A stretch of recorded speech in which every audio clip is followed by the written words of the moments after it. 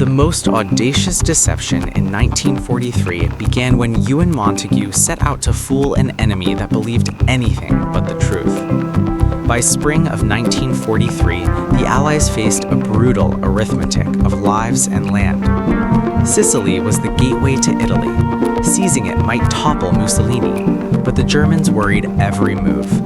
What the British intelligence wanted was not simply secrecy, it wanted certainty that German reserves would not be waiting where the Allies intended to land. That certainty came from a lie, built with surgical care. Ewen Montagu, a lawyer turned naval intelligence officer and an RAF officer, Charles Cholmondeley, conceived a plan so cinematic it seemed impossible. Plant false documents on a body and allow those documents to fall into Axis hands.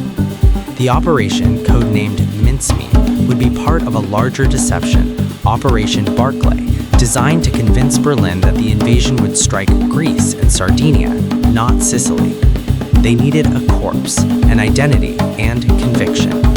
The corpse came from a tragic, quiet source, Glyndwr Michael, a Welsh vagrant who had died after ingesting rat poison. To most, he was nobody. To Montagu and his colleagues, he would become Major William Martin, Royal Marines. For weeks, they constructed a life. Letters from a fiancé, a ticket stub, a theater receipt, receipts, a calling card, a photograph of a woman labeled Pam, and a carefully folded map. All the domestic intimacies that make a stranger believable. The briefcase was loaded with false intelligence, personal letters that casually referred to operations in the Eastern Mediterranean, and, crucially, letters from a senior admiral implicating Sicily as a diversion.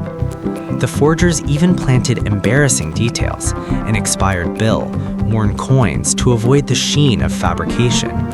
Every inch of the corpse was dressed, groomed, and supplied with a backstory convincing enough to pass cursory inspection by Spanish officials and, when curiosity pushed farther, by German intelligence.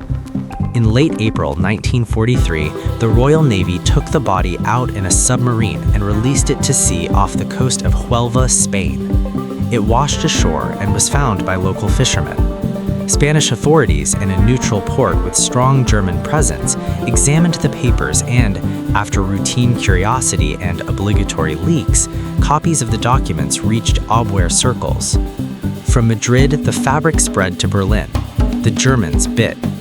Units earmarked for Sicily were shifted east, reinforcing Greece and Sardinia. Whether the diversion alone decided Sicily is debated, but historians agree the ruse removed enough German attention and resources to ease the Allied landings in July 1943. The cost in lives, possibly reduced, was the hidden dividend of an audacious lie. After the war, the British kept Operation Mincemeat secret for years. It was only in 1953 that Montagu published The Man Who Never Was, revealing the plot and its human elements, the corpse, the forgery, the moral double-take of using a dead man as bait. The book spawned films and folklore, but also ethical questions. Was it right to instrumentally use a human body and the privacy of fabricated personal grief in the service of statecraft?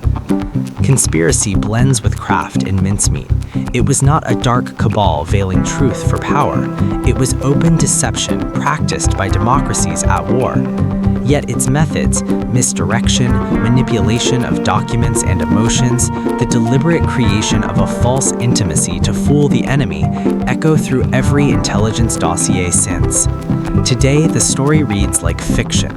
The seaside corpse, the tender letters, the admiral's fake memorandum, the men who sat and forged a life into paper.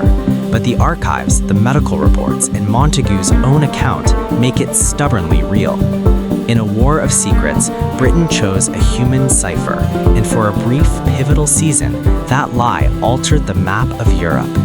Operation Mincemeat remains a reminder that sometimes the most consequential conspiracies are the ones built on the smallest, most human details.